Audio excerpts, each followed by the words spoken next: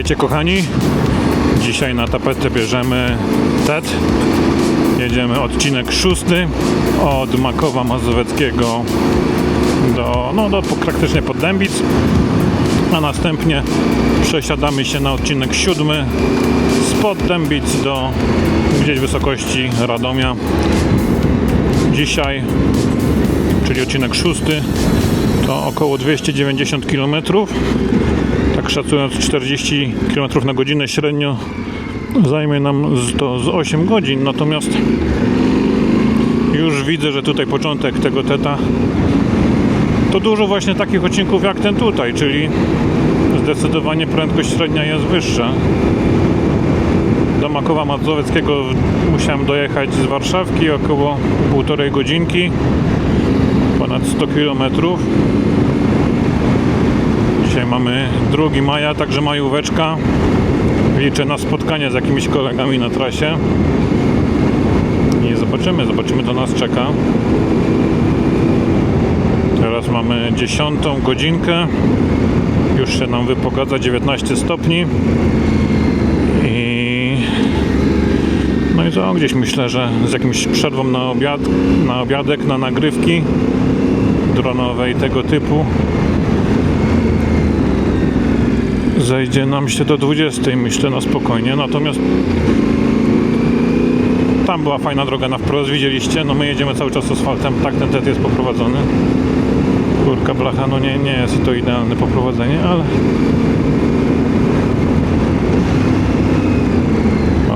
ale widzicie, narzekałem, a my chyba jedziemy tutaj. Puścimy pana. Pan się nie spodziewał, że ktoś tu będzie jechał na pole. A widzicie, narzekałem, ale już jesteśmy. Czyli to, co lubimy. Wspomniałem, że jest 2 maja, czyli majóweczka. Natomiast dziwi mnie, że za bardzo to nie widzę śladów żadnych kolegów. No chociaż jak się przyjrzymy, no nie, za bardzo nic świeżego z dzisiaj lub wczoraj nie widać, także liczyłem, że więcej będzie z was jeździć, no ale nic. Ciśniemy. Dzisiaj długi dzień, cały dzień w siodle. Zobaczymy, co nas czeka. I co? Zapinajmy pasy i jedziemy.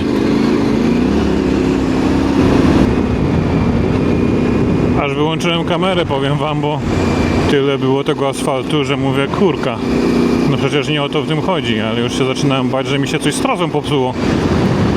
Już nawet wyłączyłem nawigację, bo jakaś ładnie z ptaszkiem jedziemy. Mówię, nawigacja mi, kurde, prowadzi drogami normalnymi, coś się zepsuło, ale no na szczęście znalazło to. Także możemy też wspomnieć w ogóle, czym jest TET. A dla mnie to jest oczywiste, ale może część z was nie wie. W sumie ja też się dowiedziałem o tym stosunkowo niedawno, parę lat temu. Natomiast o RAC już powinniście wiedzieć, o tym rozmawialiśmy w poprzednich filmikach. Natomiast TET nie jest czymś aż tak hermetycznym jak RAC. Jest to inicjatywa miłośników jazdy ADV europejska. Trasy TET są europejskie, oczywiście też są w pełni legalne i wyznaczane są przez miłośników jazdy ADV.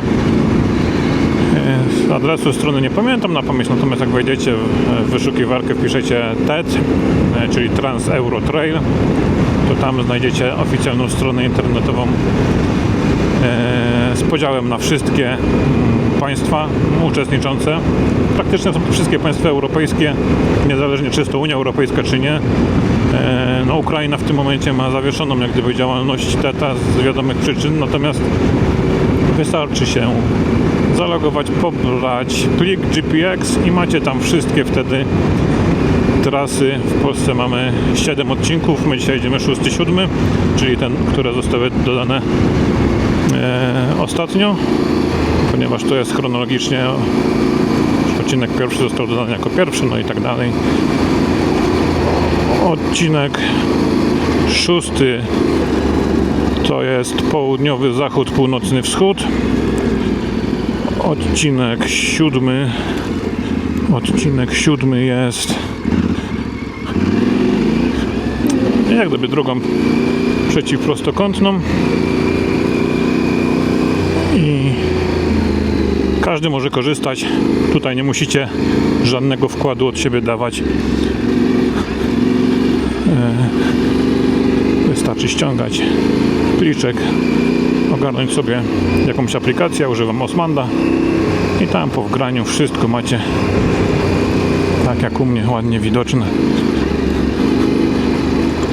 Tu widać jakiś kolor taki bardziej torfowy. Czyżby czekały nas tu jakieś podmokłości? No zobaczymy. Z reguły ja odnoszę takie wrażenie, przynajmniej, że trasy RAC są bardziej wymagające, trasy TED są takie bardziej łagodne.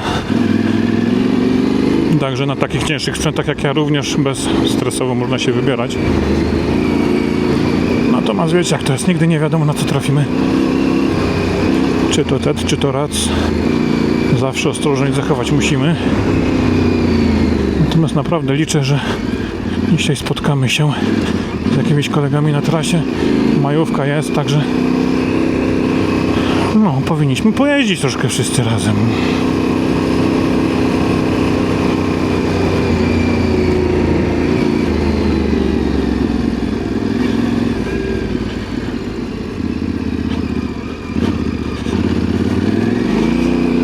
Kiedyś wam powtarzałem na filmikach, śmiejąc się z dróg z Łodzi, że mój rodzinny dom jest w okolicach Łodzi, także jeśli chodzi o nocleg, jadę spakowany na lekko. Będę spał w domu i następnego dnia ruszam na trasę z powrotem na TED-a już w stronę Warszawy.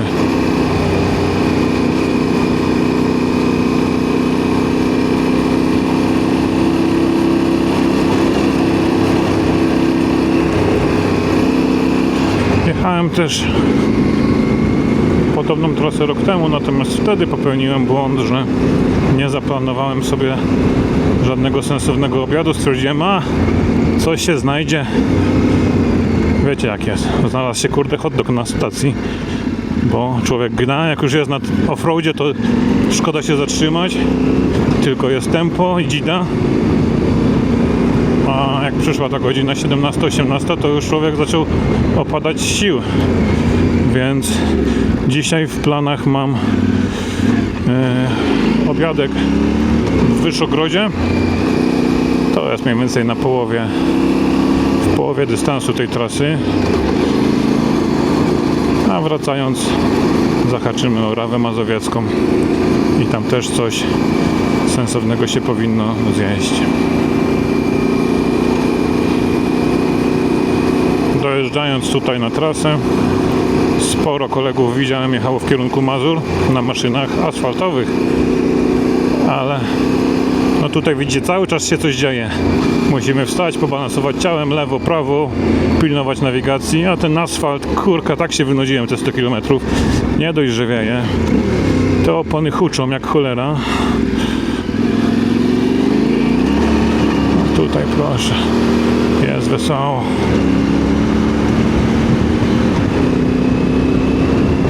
Sprawdziłem, czy nagrywa kamerka, bo jakbym się tak nagadał, aby mi nie nagrała, to bym był zły.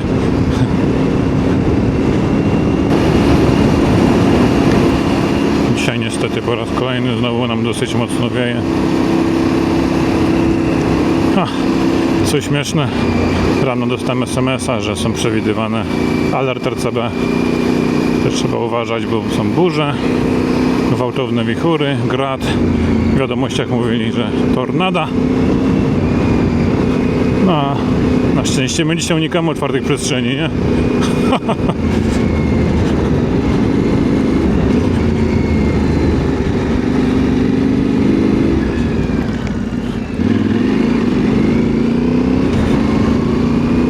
Nie mam nic przeciwdeszczowego za bardzo.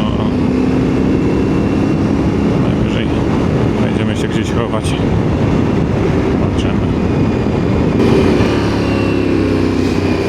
Wyłączyłem na chwilę kamerę, mówię, na asfaltach to już będziemy oszczędzać i kartę pamięci, i baterię.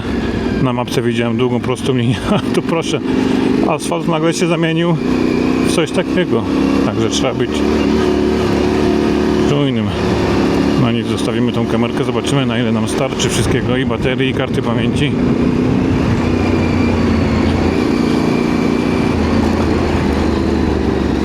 A jak tam u Was? Napiszcie w komentarzach, jak spędzaliście majówkę. Czy udało się zrealizować jakieś fajne wyprawowe plany? Czy może mijaliśmy się na trasie? Wy już to wiecie, jak się spotkaliście. Spotkaliśmy. Ja jeszcze tego nie wiem z perspektywy nagrywania tego. O, pieski. Nie lubimy dzikich piesków, jeszcze jak są w grupie. Czują się odważniejsze. No ale śladów nie widać. Nikogo. Niestety.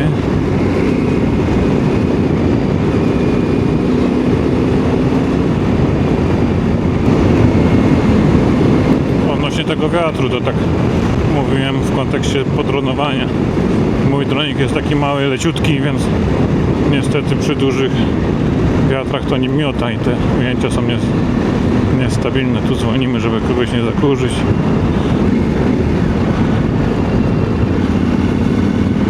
Czy jakiś starowinkowy pan sobie jechał, no nie chcemy, żeby jechał w kurzu.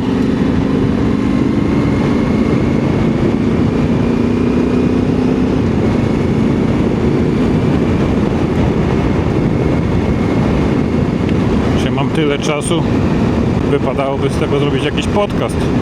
Powinienem tu na telefonie mieć jakiś czat z pytaniami i byśmy jechali, aby było ciekawie. O. Hamujemy. Ale zobaczcie, jakie wielkie pniaki.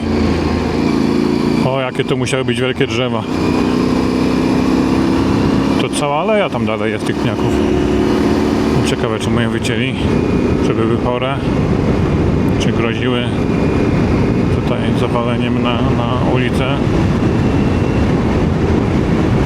A piękne.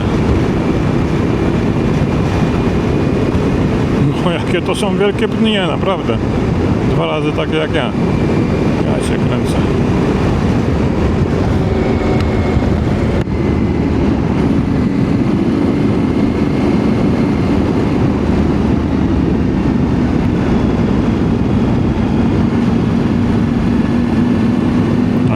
Właśnie widziałem pociąg, mówię, zwolnimy.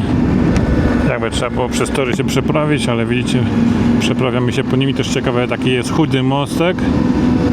No, takie ciężkie pociągi przejeżdżają. O, i mamy piękny lasek. Coś, co bardzo lubimy. Kolor zielony, dla oka zawsze jest odprężający.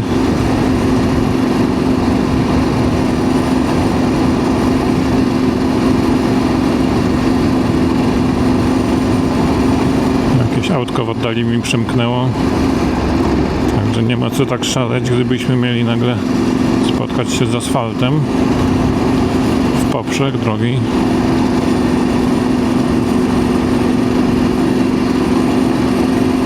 A jak tam? Jechaliście moimi trasami poprzednimi? Jeran Pilica, Konstancin Pilica Rally i Jeran Pilawa Rally. Ja takie postanowiłem sobie dorzucać te rally, żeby były charakterystyczne te trasy, że to ode mnie, ale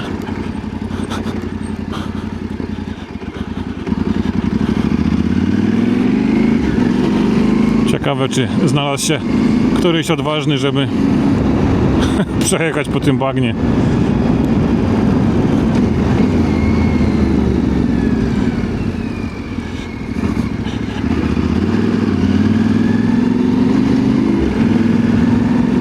Panie się zdziwiły. Sadziły sobie jakąś trawkę. I o to chodzi. Paulo Coelho. Każdy spędza majówkę tak jak lubi.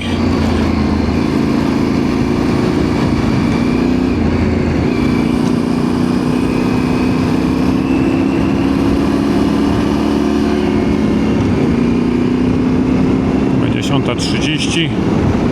Może koło 12 zrobimy sobie przerwę na drugie śniadanie. Wyszogród powinien być koło 14. I co, uda się może... Też Stryków to jest w drodze powrotnej, bo to już jest odcinek 7. Ale tam na wysokości, na tej wysokości może będziemy koło 16. No zobaczymy, może przed czasem się uda. Jakbyśmy przyjechali o 18, byłaby bomba. Tu jakieś drogi, kurde, skrzyżowanie, zobaczcie, znaki skrzyżowania, stop, jeszcze świateł brakuje. Normalnie dla kierowców adventurów są tutaj drogi. Cała infrastruktura. Jaka fajna kopalnia. Jakiś zakład górniczy.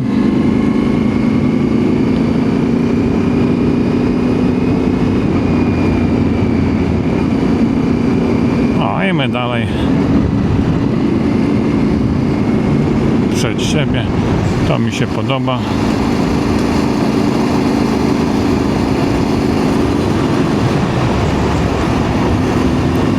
O, jakie fajne są rzeczy. Jakie tu są fajne rzeczy, moi drodzy.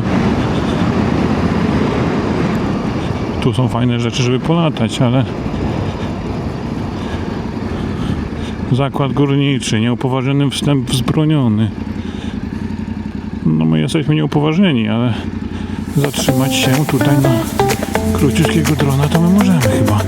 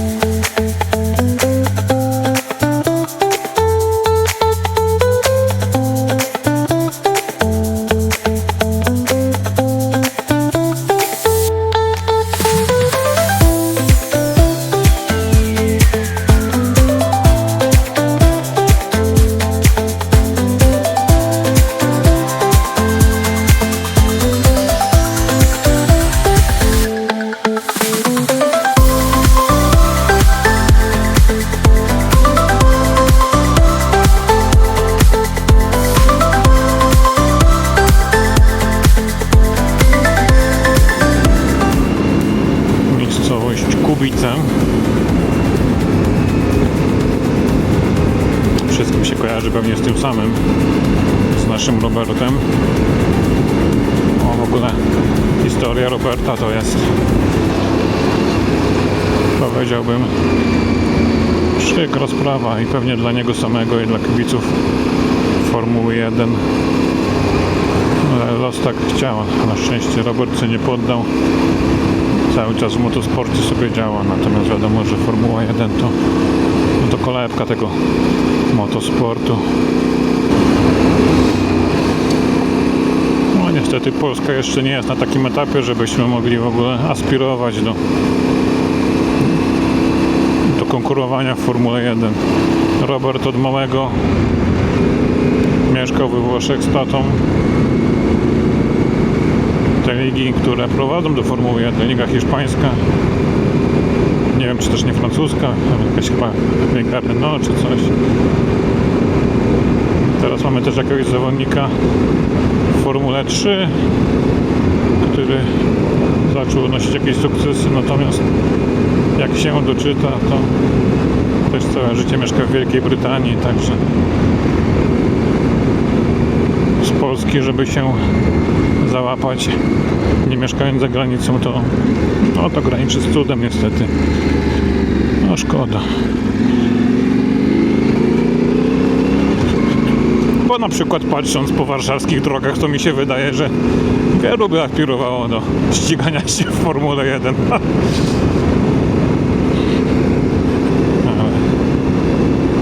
No nic, przynajmniej sobie możemy pooglądać w telewizji.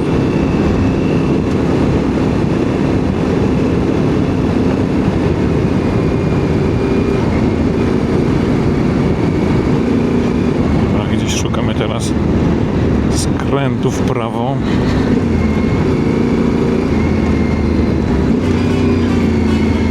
Żona do mnie pisze, jak tam podróż.